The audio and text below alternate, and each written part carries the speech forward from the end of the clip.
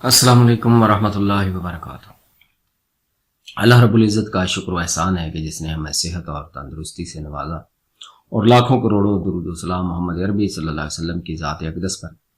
جنہوں نے ہمیں صحت مند اور تندرست رہنے کے طریقے اور سلیقے سمجھائے۔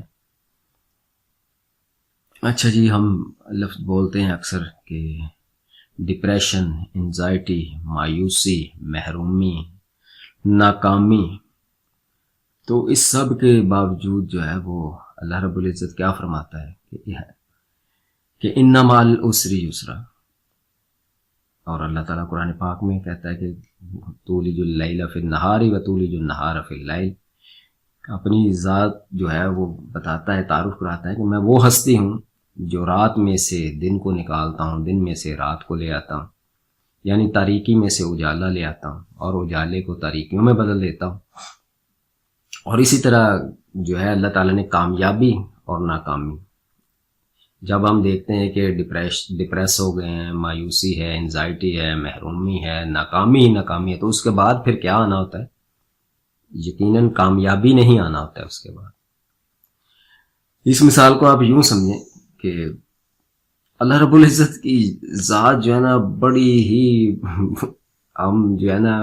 سمجھ ہی نہیں پا سکتے اس کی ذات کو، کیا سمجھنا، اس کے کاموں کو اور اس کی حکمتوں کو نہیں ہم سمجھ سکتے۔ یوسف علیہ السلام کی سٹوری کو احسن القصص کہا گیا کہ یہ جس کو ہم کہہ سکتے ہیں دی بیسٹ سٹوری، سب سے بہترین جو سٹوری ہے وہ یوسف علیہ السلام کی۔ ہم اس کو بس ایسے پڑھ کے تو گزر جاتے ہیں۔ اس میں جو ہمارے دوست ہیں جو پریشان ہیں، ڈپریس ہیں، مایوسی میں ہیں، اور جو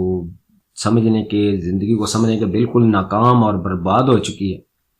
ان کے لیے بہت بڑا سبق ہے، اس میں بہت بڑا حوصلہ ہے۔ سمجھ لیں کہ ایک موٹیویشنل سٹوری ہے یہ ساری یوسف علیہ السلام کی۔ دیکھیں کہ جس کو سگے بھائیوں نے، سوتیلے سمجھ لیں، باپ کی طرف سے تو سگے تھے، کہ انہوں نے فیصلہ کیا کہ اس شخص کو کنویں میں ہونا چاہیے، تو انہوں نے اپنے فیصلے پر عمل بھی کر دیا، کنویں میں پھینک بھی دیا۔ تو پھر اللہ رب العزت نے کیا کیا؟ کنویں سے نکالا، اور مصر کے جو سب سے امیر آدمی تھا، عزیز مصر، تو مفسرین لکھتے ہیں کہ وہ نہ صرف وزیر خاص تھا بلکہ فوجیں بھی اس کے کنٹرول میں تھی۔ یعنی کہ آج کل کے دور میں اگر دیکھو تو تقریباً 4-5 وزارتیں بنتی ہیں جو وہ اکیلے بندے کے پاس تھیں۔ تو وہ وزیر داخلہ، وزیر خارجہ، جو اپنا آرمی ہیڈ بھی ہے، سارا کچھ ہی، تو وہ عزیز مصر کا جو گھر ہے، اللہ رب العزت نے کنویں سے نکال کے کہا کہ یہ لو، دنیا تمہارے بارے میں فیصلہ کرے گی، کنویں اندھے کنویں میں پھینکنے، تو میں تمہیں اندھے کنویں سے نکال کر عزیز مصر کے گھر پہنچاؤں گا۔ اچھا، پھر دیکھیں وہاں پر کیا ہوا کہ عزیز مصر نے اب یہ فیصلہ کر لیا کہ جو ہے نا اس کی وجہ سے جو ہے قصور تو میری بیوی کا ہی ہے، لیکن اب بیوی کی عزت بچانے کے لیے اب کیا کروں؟ کہ لوگوں نے کہنا یہ تو غلام ہی تھا نا، چلو اس کو جیل میں ڈال دیتا ہوں، اور کہوں گا کہ نعوذ باللہ کہ یوسف علیہ السلام کی ہی نیت خراب تھی۔ اب عزیز مصر جو ہے وہ سمجھ لیں کہ ملک کی سب سے بڑی اتھارٹی جو ہے، صدر، یعنی سمجھ لیں کہ وہاں صدارتی نظام نہیں ہے، وزیر اعظم بھی وہی ہے، فوجوں کا آرمی ہیڈ بھی وہی ہے، اور سارا کچھ اسی کے کنٹرول میں ہے۔ اور وہ فیصلہ کر رہا ہے اب کہ اس شخص کو اب جیل میں پھینکنا ہے۔ تو اب اللہ تعالیٰ کیا فیصلہ کر رہا ہے کہ اب میں نے اس شخص کو جیل سے نکال کے مصر کے تخت پہ بٹھانا ہے۔ تو اس لیے ہم جو ہیں، ہمیں دنیا کے فیصلوں سے گھبرانے کی ضرورت نہیں ہے، دنیا کے رویوں سے گھبرانے کی ضرورت نہیں ہے۔ کوئی ہمارے ساتھ کیا سلوک کر گیا، یہ کیا کر گیا، وہ کیا کر گیا، اچھے عزیز یار دوست اپنے، جن کو اپنا اپنا اپنا سمجھ کے ہم نے سر پہ بٹھایا ہوا تھا، انہوں نے ہمیں ذلیل کر دیا، رسوا کر دیا۔ تو یقین جانیے جب کوئی آپ کو ذلیل اور رسوا کر رہا ہوتا ہے تو اس وقت اللہ رب العزت کی ذات کو ہم بھی بھول جاتے ہیں۔ اس نے تو بھولنا ہی ہے نا، ظلم کرنے والے، ہم مظلوم جو لوگ ہیں نا یہ بھی بھول جاتے ہیں۔ تو اللہ رب العزت کی ذات ہے وہ اوپر دیکھیں۔ کبھی آپ نے دیکھا، یہ تغرل ڈرامے میں آپ دیکھ رہے ہوں گے، تلوار بناتے تو گرم بھی اس کو کرتے ہیں آگ میں، اور پھر اس پہ ہتھوڑے کتنے مارتے ہیں، اور پھر وہ ایک شیپ بنتی ہے خوبصورت تلوار کی۔ تو اس طرح اللہ رب العزت بھی ہمیں تراش خراش کر کے ہمیں شیپ دے کر کوئی ایسی چیز بنانا چاہتا ہے کہ جو کارآمد ہو۔ تو اس لیے ہمیں ادھر سے بھی پڑھتی ہیں، ادھر سے بھی پڑھتی ہیں، اپنوں سے بھی، بیگانوں سے بھی۔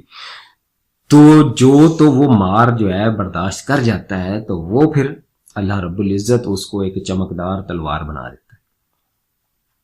اچھا بیج کے بارے میں دیکھیں ہم کیا کرتے ہیں کہ ہم نے فیصلہ کیا اس کو مٹی میں دبا دینا ہے، تو اللہ رب العزت نے کیا فیصلہ کیا ہے کہ اب میں نے اس کا درخت بنانا ہے اور اس پر اتنے بیج لگانے کے کبھی ختم ہی نہ ہو۔ تو بندہ جس چیز کو مٹی میں پھینک رہا ہے، جس کو دبا رہا ہے، اللہ رب العزت کی ذات اس کو نکال کے تو بندے سے بھی بڑا اور اتنا عظیم الشان درخت بنا رہا ہے کہ وہ بندہ خود پھر اس کے سائے میں آ رہا ہے۔ تو اس لیے ہم جب جو ہے ڈپریس ہو جاتے ہیں، پریشان ہو جاتے ہیں، جب کہتے ہیں کہ اب تو بند گلی ہو گئی، تو جہاں گلی بند ہو جاتی ہے نا تو وہاں پھر کیا ہوتا ہے، اللہ رب العزت بندے کو دیوار پھلانگنے کی صلاحیت دے دیتے ہیں۔ وہ کہتے ہیں پاتے نہیں جب راہ تو چڑھ جاتے ہیں نالے، یعنی برساتی نالے جب آ رہے ہوتے ہیں پہاڑوں میں سے، جب آگے سے رستہ رک جاتا ہے تو وہ پھر آبشار بن کے اوپر سے گرتے ہیں۔ تو رکتی ہے میری تباہ تو ہوتی ہے رواں، اور جب روکا جائے کسی چیز کو تو مزید اس میں روانی آتی ہے۔ یہ ایک بڑا مشہور شعر ہے، وہ اکثر لوگ تو کہتے ہیں اقبال صاحب کا ہے، لیکن کچھ لوگ کہتے ہیں کہ ان کا نہیں ہے، کہ تندیے باد مخالف سے نہ گھبرا اے عقاب، یہ تو چلتی ہے تجھے اونچا اڑانے کے لیے۔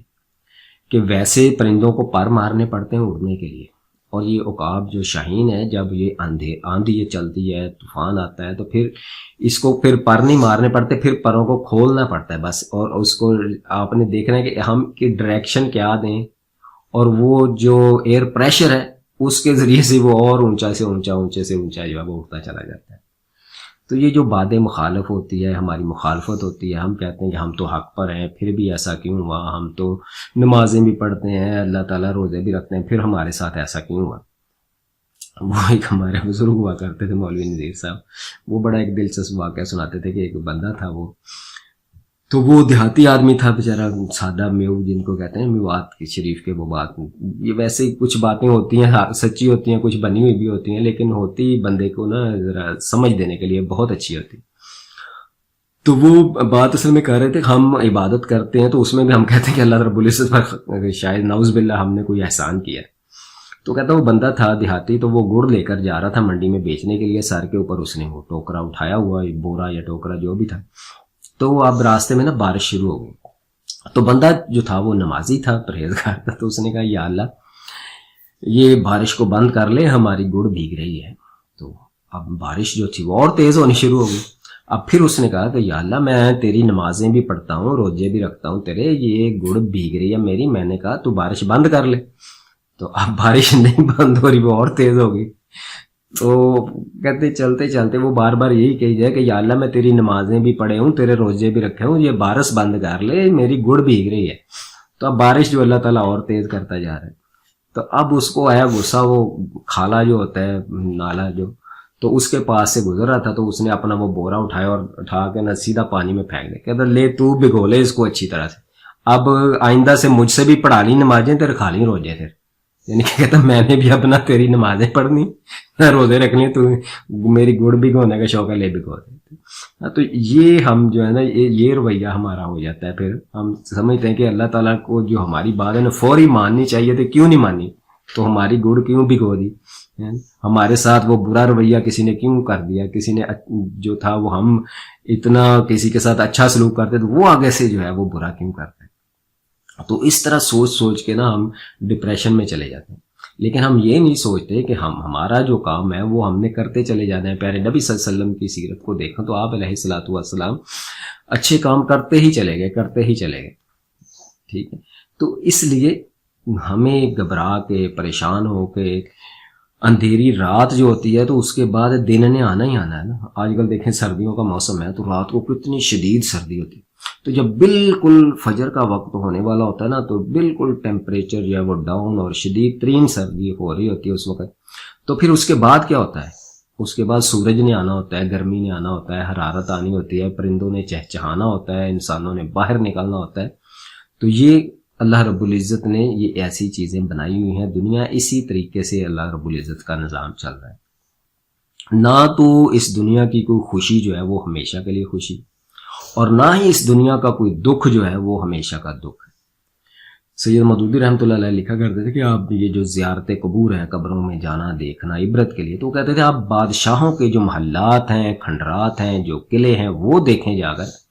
تاکہ آپ کو پتہ چلے کہ جنہوں نے اتنے لاکھوں کروڑوں روپے لگا کر اور اتنی دنیا پر ظلم کر کے اتنے بڑے بڑے قلعے اور عظیم و شان محلات بنائے، وہ کہاں چلے گئے؟ وہ آج وہاں کیوں نہیں رہ رہے؟ جنہوں نے اپنی حفاظت کے اتنے بڑے حصار بنائے تھے، ان دیواروں نے ان کی حفاظت کیوں نہیں کی؟ تو چاہیے تو یہ تھا نا کہ وہ آج تک بھی بیٹھے ہوتے ہیں وہاں، جی ہم بادشاہ سلامت ہیں اور اتنی بڑی اونچی فصیلیں ہم نے بنا دی ہیں کہ جس پر ہاتھی بھی چل سکتا ہے اور 3-3 4-4 گھوڑے ایک وقت میں دوڑ سکتے ہیں، تو ان فصیلوں نے ان کو کیوں نہیں بچایا؟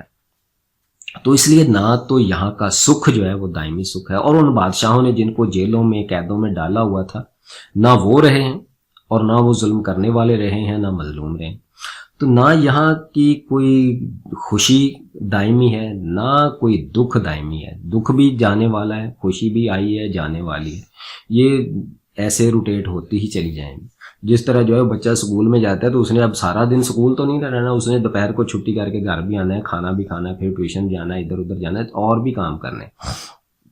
تو اسی طرح ہم پر ایک کیفیت آ گئی ہے، ایک رویہ کسی کا برا لگ گیا ہے، ہم پریشانی میں ہیں، انزائٹی میں ہیں، مایوسی میں ہیں، ناکامی میں ہیں۔ اور یہ نہیں میں کہتا کہ یہ بندہ ہے یار، محسوس ہونا ہے، سب کچھ محسوس ہونا ہے، لیکن اچھے کی امید رکھتے ہوئے اس پیریڈ میں سے ہم گزریں، ٹھیک ہے؟ مایوسی آئی ہے، دل دکھتا ہے، چوٹ لگی ہے، رونا بھی ہے، روئیں بھی، دکھ بھی محسوس کریں، سارا کچھ۔ جس طرح ہم خوشی کو سیلیبریٹ کرتے ہیں، انجوائے کرتے ہیں، اسی طرح غم کو بھی سیلیبریٹ کرتے جائیں، اس کا مزہ لیتے رہیں، وہ سیڈ سانگز بھی سنتے ہیں، لیکن جو اصل جو ہے امید کا دامن جو ہے ہم نے وہ نہیں چھوڑنا، کہ جس اللہ رب العزت نے یہ حال بھیجا ہے وہ دوسرا حال بھی بھیجا ہے۔ مولانا طارق جمیل صاحب بڑا اچھا ایک فرمان فرمایا کرتے ہیں کہ جس کو ہم کہتے ہیں نا اللہ رب العزت کی ذات سے سب کچھ ہونے کا یقین، اس میں وہ کہتے ہیں یہ یقین بھی رکھیں کہ اللہ رب العزت کے ہاتھ میں ہیں خزانے، چیزوں کے بھی اور حالات کے بھی۔ ہم جب بھی یہ خزانے یا رزق اس طرح، تو ہمارے ذہن میں آتا ہے کہ جو ٹچیبل چیزیں ہیں، جیسے کھانا ہے، پانی ہے، پیسہ ہے، نوکری ہے، مال ہے، گاڑی ہے، یہ چیزیں ہم اللہ سے مانگ رہے ہیں۔ تو حالات کے خزانے جو ہیں وہ کہتے ہیں وہ بھی اللہ رب العزت کے پاس ہے نا، خوشی ہے، غم ہے، دکھ ہے، راحت ہے، پریشانی ہے، انجوائمنٹ ہے، پلیئر ہے، جتنی بھی یہ چیزیں ہیں ان کے خزانے بھی اللہ رب العزت کی ذات کے پاس ہیں۔ تو وہی بندوں پر تقسیم کرتا رہتا ہے، دیتا رہتا ہے، کس شخص سے آپ کو بہت زیادہ دکھ ملنا ہے، کس سے سکھ ملنا ہے، اور جو مستقل دکھ دے رہا تھا کب اس نے آپ کو سکھ دینے والا بن جانا ہے، اور جو ہمیشہ جس سے آپ نے سکھ کی امیدیں باندھی ہوئی تھیں کب اس نے آپ کا دل توڑنا ہے، کب اس نے آپ کو دکھ دینا ہے۔ یہ سارا کچھ اللہ رب العزت کے پاس ہے۔ تو اس لیے ہم جب بھی ایسے حالات آئیں تو یہ امید رکھیں کہ اگر ہمیں ناکامی ہو گئی ہے، ہر طرف سے ناکام ہے، تو اس کے بعد کیا آنا ہے؟ انشاءاللہ کامیابی ہی آنی ہے۔ جس طرح رات کے بعد دن ہی آنا ہے، تو اس طرح ناکامیوں کے بعد کس نے آنا ہے؟ کامیابی نہیں آنا ہے۔ تو یہ امید ہمیں اللہ رب العزت سے رکھنی چاہیے، اور امید کا دامن نہیں چھوڑنا چاہیے۔ یہ تو نہیں ہو سکتا کہ جس طرح پہلے بھی آپ سے عرض کی کہ بندے کو دکھ پہنچے، غم پہنچے، روئے نہ۔ رونا بھی جو ہے وہ ایک ہیلدی مائنڈ اور ہیلدی انسان اور سینسٹیو انسان ہونے کی ہی علامت ہے۔ تو رونا بھی چاہیے، بندے کو گڑ گڑانا بھی چاہیے، لیکن اس رونے کو جو ہے بندوں کی بجائے اللہ رب العزت کی ذات کی طرف ہم شفٹ کر لیں تو کتنا ہی اچھا ہو۔ کہ پیارے آقا صلی اللہ علیہ وسلم نے فرمایا کہ مکھی کے سر کے برابر بھی آنکھ سے آنسو نکل گیا تو بندے کے اگلے پچھلے گناہ معاف ہو جاتے ہیں۔ تو ہم جب اتنا بڑا اگر رونا ہمیں دنیا دے رہی ہے تو اس رونے کو ہم کہیں کہ یا اللہ تیری بارگاہ میں حاضر ہوں، تو بتا میرا یہ دیکھ تیرے بندوں نے کیا حال کر دیا ہے، تو مجھے بھی معاف کر دے، ان پر بھی رحم کر دے۔ تو اس رونے کو ہم جو ہے اللہ رب العزت کی بارگاہ میں جو ہے وہ رونے کا سونا بنا سکتے ہیں۔ وہ سونے کے مول بلکہ اس سے بھی زیادہ قیمتی اللہ رب العزت اس کو تول دے گا، ہمارے رونے کو۔ تو اللہ رب العزت سے دعا ہے کہ ہمیں مایوسیوں سے، پریشانیوں سے، انزائٹی سے، ڈپریشن سے نکال کر کامیابی کی طرف جو ہے وہ اللہ رب العزت لے جائے، اور ہم پر بھی رحم فرمائے اور تمام مسلمانوں پر رحم فرمائے۔ اللہ رب العزت ہمیں امید کا دامن ہاتھ میں سدا ہی پکڑے رکھنے کی توفیق عطا فرمائے۔ والسلام علیکم ورحمۃ اللہ وبرکاتہ۔